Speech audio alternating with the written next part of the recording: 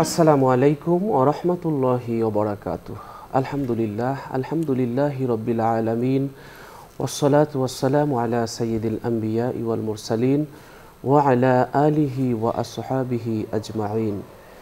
সুপ্রিয় দর্শক শ্রোতা, এই মুহূর্তে যারা দেশে আছেন, যারা প্রবাসে আছেন, বিশ্বের যেখান থেকে আপনাদের প্রিয় অনুষ্ঠান আলোকিত প্রতিদিন দেখছেন, শুনছেন, সকলকে আন্তরিক প্রীতি ও শুভেচ্ছা।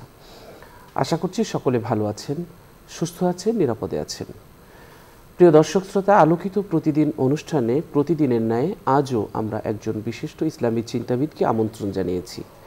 আজ আমাদের সাথে আছেন রূপায়ণ টাউন সেন্ট্রাল জামে মসজিদের সম্মানিত খতিব, বিশিষ্ট ইসলামী চিন্তাবিদ শাইখ মোহাম্মদ জামাল উদ্দিন।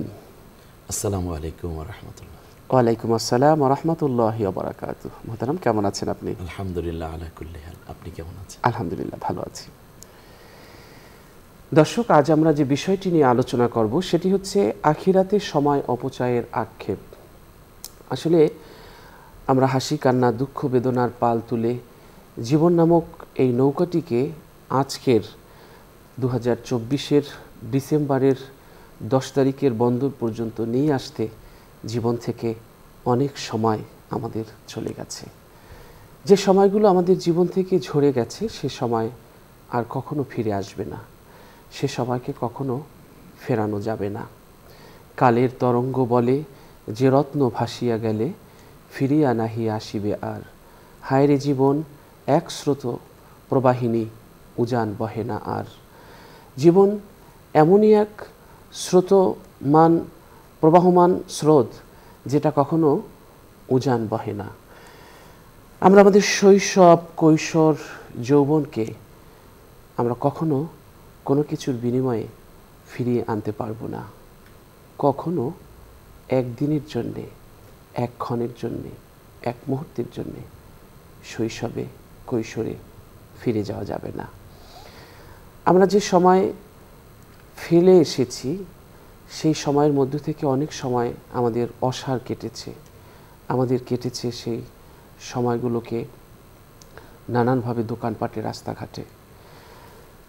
রাসূল সাল্লাল্লাহু আলাইহি ওয়াসাল্লাম বলেছেন, জান্নাতীরা জান্নাতে প্রবেশ করার পর পৃথিবীর সমস্ত কিছুর কথা তারা ভুলে যাবে, শুধু একটি বিষয় নিয়ে তারা আফসোস করবে জান্নাতে বসে, জান্নাত পাওয়ার পরও। সেটা হলো তারা জান্নাতে যাবার পরও আফসোস করবে যেই সময়টুকু অসার কেটেছে, যেই সময়টুকু অবহেলায় কেটেছে, আল্লাহর জিকির, ইবাদত, বন্দিগি ছাড়া জীবন থেকে কেটে গেছে, ওই সময়ের জন্য জান্নাতে বসেও জান্নাতীরা আফসোস করবেন। কোরআনুল কারীম আল্লাহ রাব্বুল আলামিন বলেছেন, হাত্তা ইযা জাআ আহাদাহুমুল মাউতু ক্বালা রাব্বিরজিউন লাআল্লি আ'মালু সালিহান ফীমা তারাকত কাল্লা ইন্নাহা কালিমাতুন হুয়া কাইলুহা ওয়া মিন ওয়ারাইহিম বারযাখুন ইলা ইয়াউমি ইউবআসুন। যখন মৃত্যুর বিছানায় কোনো মানুষ পড়ে যায় তখন আল্লাহ বলছেন যে সে আফসোস করতে থাকে আর বলতে থাকে, হে প্রতিপালক, একটু সময়ের জন্য আমাকে আবার পৃথিবীতে ফেরত পাঠাও। অনেক ভালো কাজ করার ইচ্ছা ছিল, করার ছিল, যেগুলো করতে পারিনি, সেগুলো আবার করে আসতে চাই, একটু সময় দাও, ফেরত পাঠাও। আল্লাহ বলছেন, কখনো নয়, এটি একটি কথার কথা, সে বলতেই থাকবে, কিন্তু আমি তার সামনে কিয়ামত পর্যন্ত বরজাখের পর্দা ফেলে দেব, আর কখনো পৃথিবীর জীবনে ফিরে যেতে পারবে না। আসলে আমরা যখন নিঃশ্বাসের শেষ ঢেউ আছড়ে পড়ে তখন বুঝতে পারি যে জীবন থেকে অনেক সময় আমার চলে গেছে যেটা আমি কাজে লাগাইনি। জীবনের মালায়, মনের হেলায় গেঁথেছি গো যত ফুল, মৃত্যু বিছানায় এসে দেখি এ যে সবই করেছি ভুল। মৃত্যু বিছানায় এসে, পৃথিবী যখন আমাকে অবসারে দেয়, পরিবার যখন অবসারে দেয়, মৃত্যুর বিছানা যখন আমার সামনে আসে, তখন বুঝতে পারি যে আসলে জীবনে ফুল ভেবে যেগুলোকে জীবনের সাথে জড়িয়েছি এগুলো সবই ছিল ভুল। তখন আসলে সবই হারিয়ে যায়, তখন আসলে সবই ভাঙে, তখন আর কিছুই গড়া যায় না, তখন শুধু ভাঙতেই থাকে, ক্ষয় হতে থাকে। তাই আসুন সেই দিনে আফসোস করার আগে একটু আফসোস করে নেই যে এই জীবনগুলো, যে সময়গুলো জীবন থেকে আমরা অযথা কাটিয়েছি, সেই সময়ের জন্যে এবং আজ এবং এখন থেকে আমরা সিদ্ধান্ত নেই একটি মুহূর্ত যেন, একটি ক্ষণও যেন আমার জীবন থেকে আমরা অযথা কেটে না যায়, অযথা যেতে দেব না। কারণ প্রতিটি মুহূর্ত হলো এক একটি রত্ন, প্রতিটি মুহূর্ত হলো জীবনের এক একটি কাজ করার জিনিস। আমরা এই সময়টাকে কাজে লাগাই না।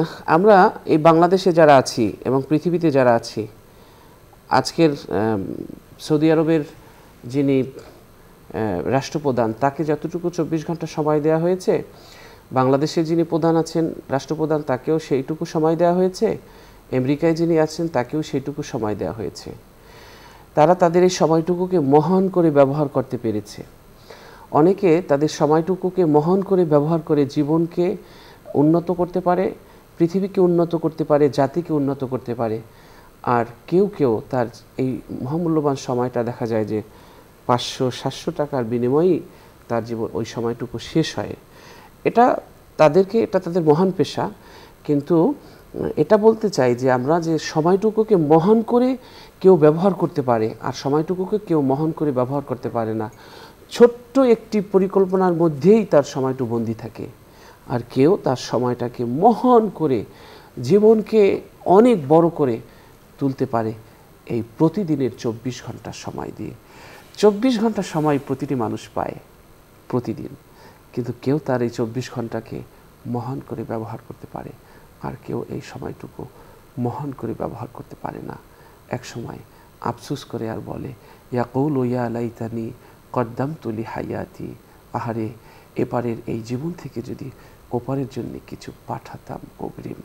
তখন আসলে পাঠানোর মতো আর কিছু থাকে না। তাই দর্শক শ্রোতা, আমরা আজকের যে বিষয়টি নিয়ে আলোচনা করব, আমাদের প্রাজ্ঞ পণ্ডিত, যিনি অনেক তথ্যতা থেকে আলোচনা করে, আপনারা বিভিন্ন মিডিয়াতে, গণমাধ্যমে, সোশ্যাল মিডিয়ায় যার আলোচনা দেখে থাকেন, চলুন আমরা তার কাছ থেকে এই বিষয়টি নিয়ে আলোচনা শুনছি।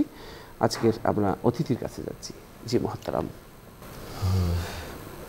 আলহামদুলিল্লাহ, আসসালাতু ওয়াসসালামু আলা রাসূলিল্লাহ। অনেক সুন্দর করে আপনি যে ভূমিকায় বলেছেন, আমি তন্ময় হয়ে শুনছিলাম। আসলে শুকরিয়া। যে কথাগুলো জানা দরকার তা হচ্ছে, আল্লাহ রাব্বুল আলামিন আমাদেরকে একটি নির্দিষ্ট সময়ের মধ্যে রেখেই তৈরি করেছেন। এমনকি তৈরির প্রক্রিয়াটাও একটা সময় কেন্দ্রিকই ছিল। কতদিন আমি মায়ের গর্ভে থাকব, এমনকি এরপরে আমি কতদিন মায়ের দুধ পান করব, তাও আল্লাহ তাআলা মেজারমেন্ট করে দিয়েছে। কখন আমার যৌবন আসবে, কখন আমার বার্ধক্য আসবে, কখন মৃত্যু আসবে। এটা টোটালকে আমরা হায়াত বলি। হায়াতটাই তো হচ্ছে মানব জীবনের সবচেয়ে বড় অ্যাসেট, যেটাকে আমরা বলে থাকি টাইম। আজকের আলোচ্য বিষয় হচ্ছে আখিরাতের সময়ের আক্ষেপ। আল্লাহ তাআলা একটা অলিকুল্লি উম্মাতিন আজাল, ইযা জাআ আজালুহুম লা ইস্তাখিরুনা সাআতা ওয়া লা ইস্তাকদিমুন। আমরা নিশ্চিত হয়ে গেলাম আল্লাহর এই কথার দ্বারা যে প্রত্যেক জাতি, গোষ্ঠী এবং ব্যক্তির একটি নির্ধারিত সময় আছে, এর আগে কিংবা পরে তাকে আমি তলব করব না। এর মানে একটা সময় আছে, কিন্তু ওই সময়টা কতটুকু আমরা জানি না, বিধায় সময়ের প্রতি আমাদের সচেতন হতে হয়। এইটাকেই আমরা বলি হায়াত। তো মৃত্যুর সময়ও মানুষ কিন্তু একটা আফসোস করবে, ফায়াকুলা রব্বি লাউলা আখরতানি ইলা আজালিন করিব ফাআসাদ্দাকা ওয়া আকুম মিনাস সলিহিন। মৃত্যুর সময়ও সময় নিয়ে একটা আফসোস করবে যে আল্লাহ, আমাকে যদি আর একটু সময় দিতে, তাহলে আমি আরও অনেকগুলো নেক কাজ করে আসতাম।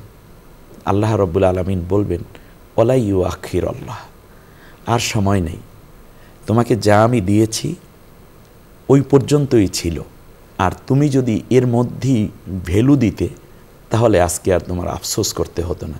এজন্য কবি সুন্দর করে বলেছেন, খেলায় মজিয়া শিশু কাটাইও না বেলা, সময়ের প্রতি কভু করিও না হেলা। আজি যে সময় গত হইল তোমার, আসিবে না ফিরে কভু, আসিবে না আর। Time and tide wait for none. অর্থনীতির ভাষায় হচ্ছে টাইম ইজ মানি, যেটা আপনি একেবারে গোড়াপত্তনে বলে ফেলেছেন কথায়, যে আজকের যারা মহৎ হয়েছেন তারা সময়ের সাথে সৎ ব্যবহারের কারণেই হয়েছেন। এই জন্য আল্লাহ তাআলা গুরুত্ব বোঝাতে গিয়ে বলেছেন, ইন্না সলাতা কানাত আলাল মুমিনিনা কিতাবাম মাওকুতা।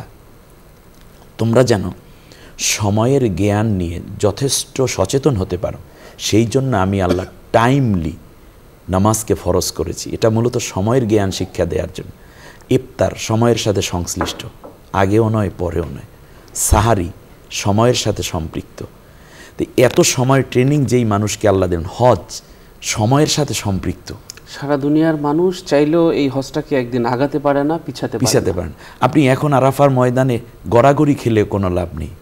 একটা নির্দিষ্ট সময় থেকে আপনি নির্দিষ্ট সময় পর্যন্ত থাকা মানেই হচ্ছে আপনি একেবারে দুনিয়ার শ্রেষ্ঠ সময়টুকু আপনি পেয়ে গেলেন।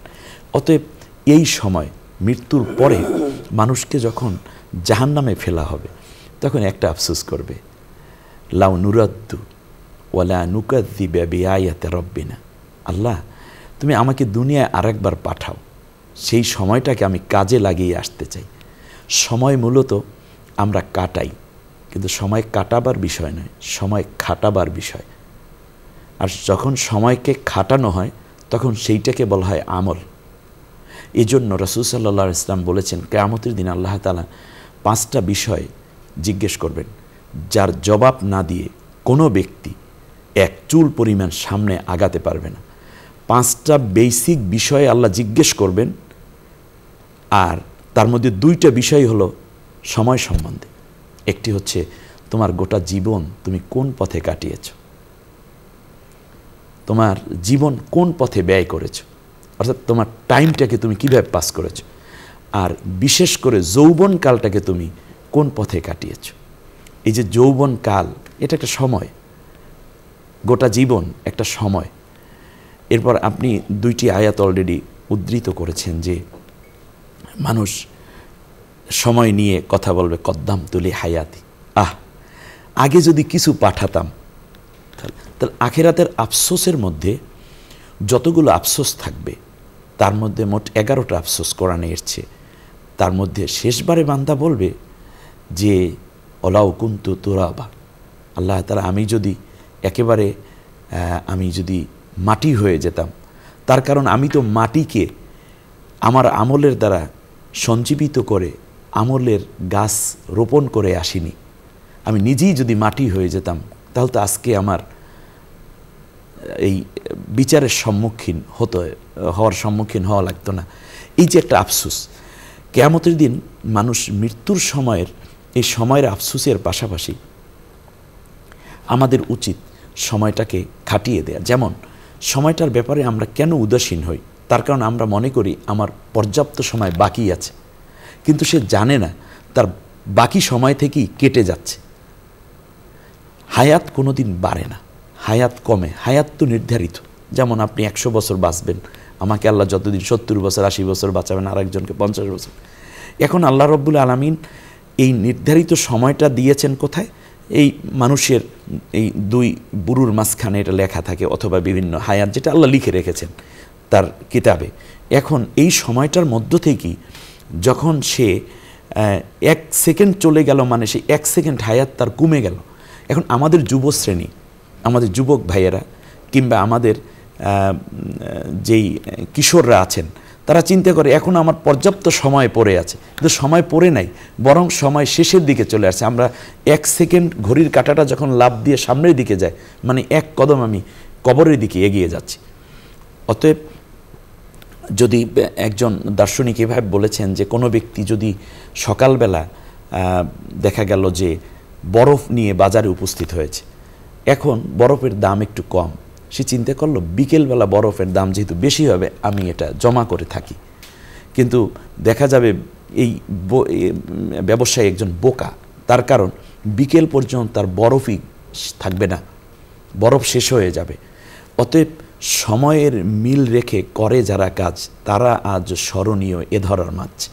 এই জন্য সময়ের সদ্ব্যবহার নিয়ে পরকালে মানুষেরা আফসোস করে আরেকটা কথা বলতে থাকবে যে আল্লাহ রব্বুল আলামিন তুমি, কারণ হচ্ছে পরকালে তো নামাজ নাই, রোজা নাই, পরকালে মৃত্যু নাই, পরকালে ইবাদত নাই, জিকির নাই, মানুষের কল্যাণে কোনো কাজ করার সুযোগ নেই। এই জন্য কোরআনের যেই জায়গাটিতে ইমানের কথা বলা হয়েছে ঠিক কাছাকাছি প্রত্যেকটা জায়গায়, প্রায় জায়গায় মুহতারাম, আপনি অবশ্যই এ ব্যাপারে ভালো জানেন যে বারবার আল্লাহ ও আমিলুস সলেহাত, আমিলুস সলেহাত মানেই হচ্ছে কাজের কথা বলা হয়েছে। কিন্তু আমরা মনে করছি যে বসে বসে আসি আল্লাহর জিকির করছি, বসে বসে কেউ বিশাল বুজুর্গ হয়ে গেছি, বসে বসে কেউ অন্যকে ইনস্ট্রাকশন দিচ্ছি, অন্যকে শুধু পরহেজগারিতার কথা বলছি, এটা না, বরং কাজের মধ্যেই পরহেজগারিতা চলে আসে। সেই জন্য আল্লাহ তাআলা ঘোষণা দিয়ে বলছেন ইন্নাল্লাযীনা আমানু ওয়া আমিলুস সলিহাতি কানাত লাহুম জান্নাতুল ফিরদাউসি নুজুলা। যারা ঈমান এনেছো, ঈমানের পরপরই যখন কাজে নিজের হায়াতকে ব্যয় করেছো, অ্যাটলিস্ট নেক কাজে যখন হায়াতকে আমি এস্টাবলিশড করেছি, তখন ওই মানুষটার জন্য জান্নাতুল ফেরদাউস, জান্নাতুল ফেরদাউস। রাসূল সাল্লাল্লাহু আলাইহি ওয়াসাল্লামের কাছে যখন একটি অভিযোগ আসছিল যে দীর্ঘ তিনি একজন গভর্নর প্রসঙ্গে আসছিল, হিমসের গভর্নর প্রসঙ্গে, যে তিনি দীর্ঘ তিলাওয়াত করেন। রাসূল সাল্লাল্লাহু আলাইহি ওয়াসাল্লাম সাথে সাথে তাকে ডেকে বললেন যে না, তোমার পেছনে ক্লান্ত শ্রান্ত মানুষ থাকে, তোমার পেছনে শ্রমিক শ্রেণীর মানুষ থাকে, তুমি যদি নামাজে দীর্ঘ তিলাওয়াত করো তাহলে ওই মানুষগুলোর কষ্ট হয়।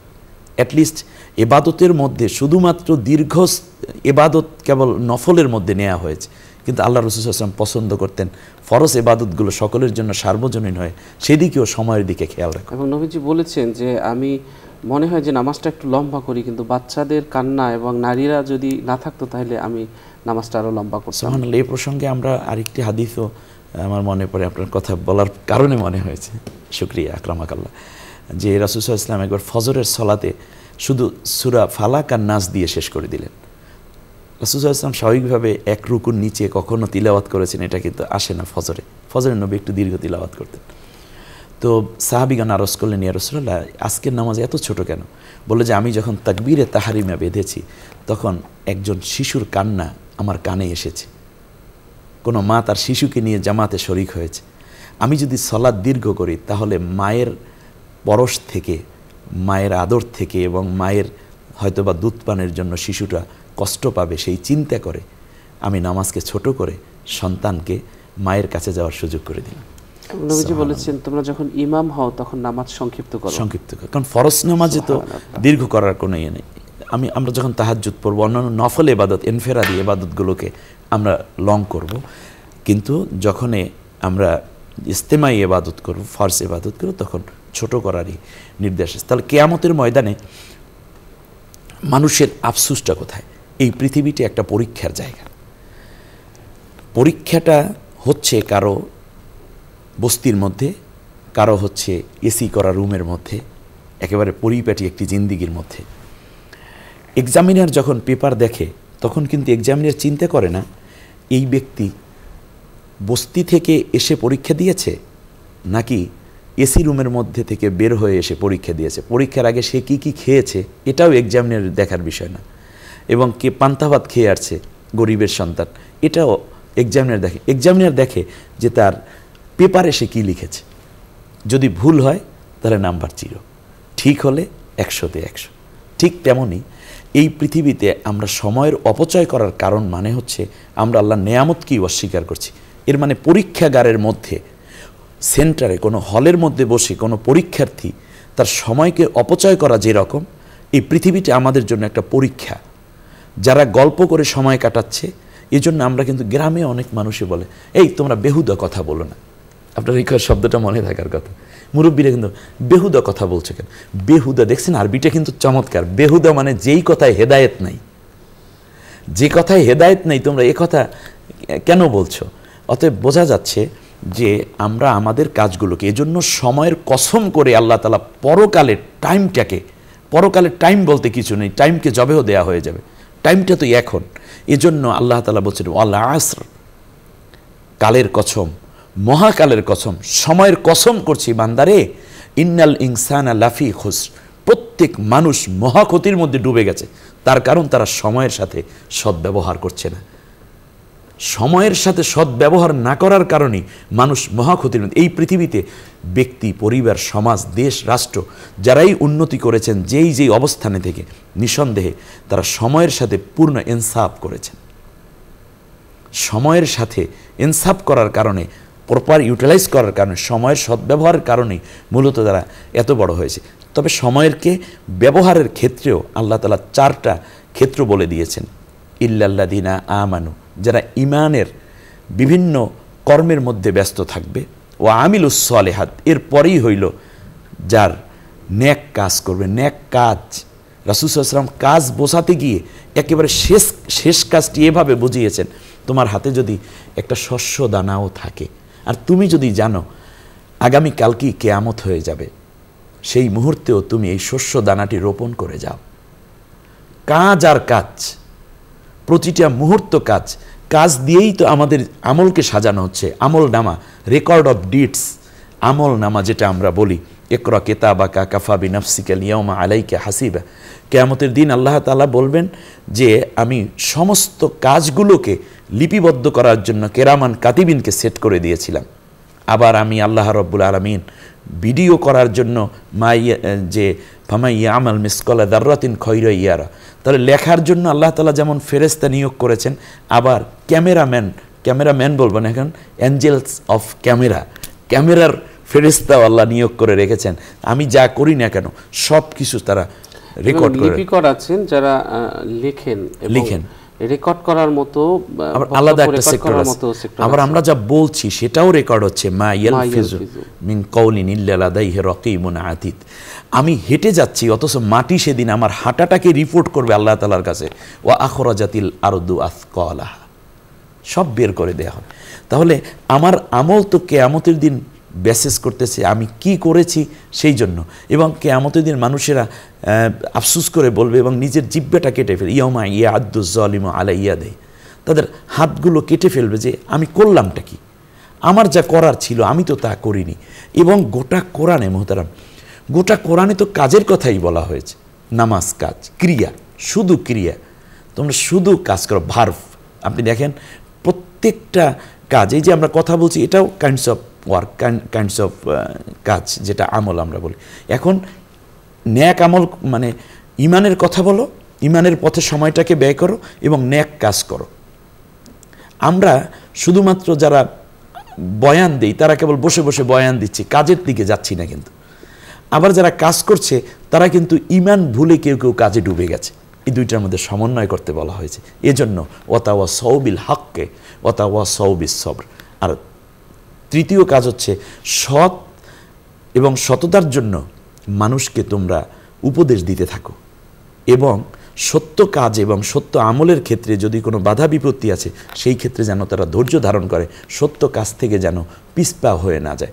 আসহাবে আজমাইনরা ব্যবসা করেছেন, কিন্তু আবার কখনো যুদ্ধের ময়দানে গেছেন, কখনো সন্ধি করেছেন, কখনো আবার তাহাজ্জুদি দাঁড়িয়ে গেছেন, আবার জামাতবদ্ধ নামাজও পড়তেন।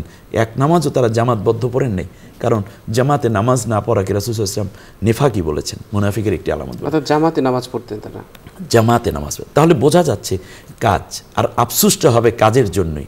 আমরা আজকে যুব সমাজকে বাংলাদেশে আলহামদুলিল্লাহ জেএনজি বর্তমান প্রজন্মকে বলি, কিন্তু মাঝে মাঝে আফসোস লাগে কি জানেন, মানে খুব ফ্রাঙ্কলি বলি দর্শকদের উদ্দেশ্যেও, সেটা হচ্ছে যে যখন দেখি তারা মোবাইলে ঘন্টার পর ঘন্টা ফেসবুকে সময় কাটাচ্ছে, সবটুকু সময় তারা এই সোশ্যাল মিডিয়ার কাছে বিক্রি করে দিয়েছে, অর্থাৎ হায়াতকে সে ব্যয় করে দিয়েছে। অথচ তার যারা বিবাহিত তারা স্ত্রীকে সময় দেওয়ার কথা ইসলাম বলেছেন। আপনি মোবাইলের দিকে না তাকিয়ে আপনার স্ত্রীর দিকে তাকান, আপনার সন্তানকে সময় দিতে হয়ে গেছে। আমাদের জীবনটা একটা ডিভাইস নির্ভর হয়ে গেছে, ডিভাইস নির্ভর। আমি মনে হয় সময়ের জন্য কিয়ামতের দিন মোবাইল নিয়ে মানুষ একটা আফসোস করবে খুব সময়, যদি আয়াত নাই। কিন্তু আপনার শেষ বক্তব্য? আমি শেষ বক্তব্য হচ্ছে হায়াত যেটা চলে যায় এটা আর ফিরে আসে না, অতএব প্রত্যেকটা মুহূর্তকে কাজে লাগাতে হবে। আর আল্লাহ রাব্বুল আলামিন আমাদেরকে এমনিতেই সৃষ্টি করেন নাই, একটা উদ্দেশ্য নিয়ে সৃষ্টি করেছেন বিধায় আমাদের প্রতিটা মুহূর্তে আমার লক্ষ্যে পৌঁছাতে হবে, সেই জীবনের লক্ষ্যে পৌঁছাতে হবে যথাসময় যথার্থভাবে। তার কারণ হচ্ছে রাসূল সাল্লাল্লাহু আলাইহি ওয়াসাল্লাম নিষ্কর্মা মানুষকে পছন্দ করতেন না। অলস মানুষ হচ্ছে সমাজের বোঝা এবং জাতির জন্য বোঝা। আমরা বোঝা হব না, নেয়ামত হব। আজকের আলোচনা শুনি আমাদের আইডেন্টিফাই করা দরকার। আপনি আমার একেবারে সার্বজনীন সকলের প্রতি বিনীত আরজ হচ্ছে যে আপনি যদি সমাজকে কিছু দিতে পারেন, জাতিকে কিছু দিতে পারেন, তাহলে সময়ের সদ্ব্যবহার করতেই হবে। আর না হলে আফসুস করে কিয়ামতের দিন শুধু নিজের আঙ্গুল কামড়াতে হবে, ঠোঁট কামড়াতে হবে, জিহ্বা ছিঁড়ে ফেলতে হবে যে আমি করলাম কি, আমি করলাম কি, আমি করলাম কি। অতএব আফসুসের আগেই নিজেদেরকে কর্মময় করে তুলতে হবে। আজকে স্বাস্থ্যবিজ্ঞানও বলছে আজকে বেশিরভাগ মানুষের ডায়াবেটিস হয়ে যাচ্ছে, স্ট্রোক হচ্ছে, এই যে হাজারো অনেক কেউ বন্ধা হয়ে যাচ্ছে। আজকে স্বাস্থ্যবিজ্ঞান বলছে যে মানুষ অলস হয়ে যাওয়ার কারণে এই ধরনের রোগগুলো বেশি। আমাদের ব্রেন নিয়ে চিন্তা করি কিন্তু শরীর নিয়ে চিন্তা করি না। কাজের মধ্যে শারীরিক চর্চাও হয়ে যায়। জি, কাজ করব, নেক কাজ করব। অনেক অনেক ধন্যবাদ মহতারাম। অনেক শুকরিয়া আপনাকে এবং শুকরিয়া দর্শক মণ্ডলীকে যারা এতক্ষণ পর্যন্ত আমাদের প্রোগ্রাম উপভোগ করেছে। দর্শক, আমরা অনুষ্ঠানের শেষ প্রান্তে চলে এসেছি। আমি অনেক আগে একটি বইতে লিখেছিলাম, দেহ নৌকায় রুহ ভাসে তাই তো মানুষ কাঁদে হাসে, দেহ নৌকায় রুহ নাই তাই তো আহা উহ নাই। নির্দিষ্ট সময়ের জন্য এই রুহ পাখিটাকে মাটির খাঁচায় দেওয়া হয়েছে। যখন আদেশ হবে বিদায়ের শেষ চিঠি পাঠাবেন, তখন এখান থেকে রুহটা বের হয়ে যাবে, কোনো উহ আহ শব্দ থাকবে না। তার আগেই আমাদেরকে সমৃদ্ধ হতে হবে, জীবনের লক্ষ্যে পৌঁছাতে হবে। কেউ বলে ভাই হায়াত বাড়ে, আমি বলি কমে, মাটির দেহ খাইল ঘনে প্রতি ক্ষণে ক্ষণে। প্রতিটি নিঃশ্বাসেই আপনার ক্ষয় হচ্ছে, প্রতিটি নিঃশ্বাসেই আপনার দেহ ঘুনে খাচ্ছে। সুতরাং আমি আজকের বলবো যে নদীপথে নৌকা চালাও ওহে মাঝি ভাই, বেলা ডোবার আগে আমি ওপার যেতে চাই। জীবনের সবটুকুন সময় চলে যাওয়ার আগে, সবটুকুন হায়াত শেষ হয়ে যাওয়ার আগে আমাকে ওপারে যেতে হবে, আমাকে মঞ্জিলে মকসুদে পৌঁছাতে হবে, আমাকে আমার জীবনের লক্ষ্যে পৌঁছাতে হবে। আমাকে কেন পাঠানো হয়েছে, কি করতে পাঠানো হয়েছে, সেই লক্ষ্য অনুধাবন করে সেই কাজগুলো করতে হবে।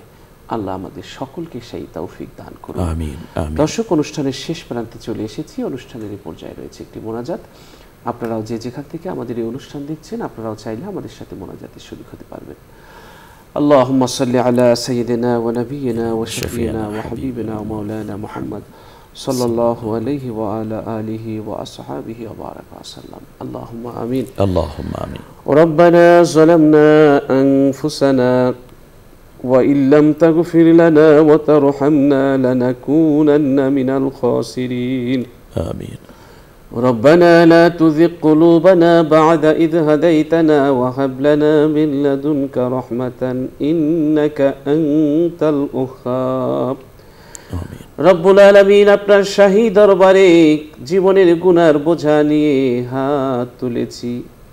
জীবনে অনেক গুনাহ করেছি, গুনার দিকে তাকালে মনে হয় আপনি আমাদেরকে জাহান্নামে ফেলে দিবেন। গুনার দিকে তাকালে মনে হয় আপনি আমাদের কবরে আযাব দিবেন। আল্লাহ, যত বড় গুনাহই হোক না কেন, ক্ষমা করা আপনার কাছে মামুলি ব্যাপার। তাই আপনার কাছে মিনতি করছি, ফরিয়াদ করছি, জীবনের সমস্ত গুনাহগুলো একটু রহমতের পানি দিয়ে ধুয়ে মুছে পরিষ্কার করে দিন। আমিন। জীবনের গুনার উপরে ক্ষমার কলম দিয়ে একটু দাগ বসিয়ে দিন। রব্বুল আলামিন, গুনার বোঝা নিয়ে হাঁটতেছি, গুনার অনুতপ্ত এতটা আঘাত করছে, চাবুক যতটা আঘাত করে না, গুনার অনুতপ্ত তার চাইতেও আঘাত করছে। রব্বুল আলামিন, আপনি আমাদের অতীত জীবনের সমস্ত গুনাহ, যা ভুলে গেছি, যার জন্য তওবা করা হয়নি, রাতে যা করেছি, দিনে যা করেছি, আলোতে যা করেছি, আধারে যা করেছি, গোপনে যা করেছি, প্রকাশ্যে যা করেছি, সমস্ত গুনাহ খাতা আপনি মাফ করে দিন। আমিন। রব্বুল আলামিন, আপনি মহিয়ান করিয়ান সর্বশক্তিমান মেহেরবান দয়ালু দাতা। আপনার সাহায্য দিয়ে পৃথিবীর সবাই চলে, তাই আপনার কাছে মিনতি, আমাদের যার যা প্রয়োজন আপনার রহমতের ভান্ডার থেকে আমাদেরকে দান করে দিন। আমিন। আল্লাহ রব্বুল আলামিন ইহকাল পরকালে আমাদেরকে সাফল্য নসিব করুন। আমিন। রব্বুল আলামিন পরকালে আমাদেরকে স্থায়ীভাবে একটু জান্নাতে থাকার বন্দোবস্ত করে দিন। রব্বুল আলামিন জাহান্নাম থেকে চিরমুক্তি আমাদেরকে নসিব করে দিন। আমিন। রব্বুল আলামিন এই অনুষ্ঠান যারা নিয়মিত দেখেন শোনেন, আল্লাহ আপনি তাদের সকলকে এই অনুষ্ঠান নাজাতের উসিলা বানায় দিন। আমিন। আল্লাহ রব্বুল আলামিন বসুন্ধরা গ্রুপের চেয়ারম্যান এই অনুষ্ঠানের পৃষ্ঠপোষক, আল্লাহ আপনি তার নেক হায়াতে তৈয়বা তাকে দান করুন। আমিন। আল্লাহ রব্বানা লা তুযিগ কুলুবানা বা'দা ইয হাদাইতানা ওয়া হাব লানা মিন লাদুনকা রাহমাতান ইন্নাকা আনতাল ওয়াহ্হাব। আমিন। সুবহানা রাব্বিকা রাব্বিল ইজ্জাতি আম্মা ইয়াসিফুন ওয়া সালামুন আলাল মুরসালিন والحمد لله رب العالمين. اجعل آخر كلامنا عند الموت لا إله إلا الله محمد رسول الله. আমিন। আমিন। সাল্লাল্লাহু আলাইহি। দর্শক, আমরা আজ এখানেই শেষ করছি। দেখা হবে আগামীকাল ঠিক এই সময়। আল্লাহ সকলকে ভালো রাখুন, নিরাপদে রাখুন। আল্লাহ হাফেজ। আসসালামু আলাইকুম ওয়া রাহমাতুল্লাহি ওয়া বারাকাতুহু।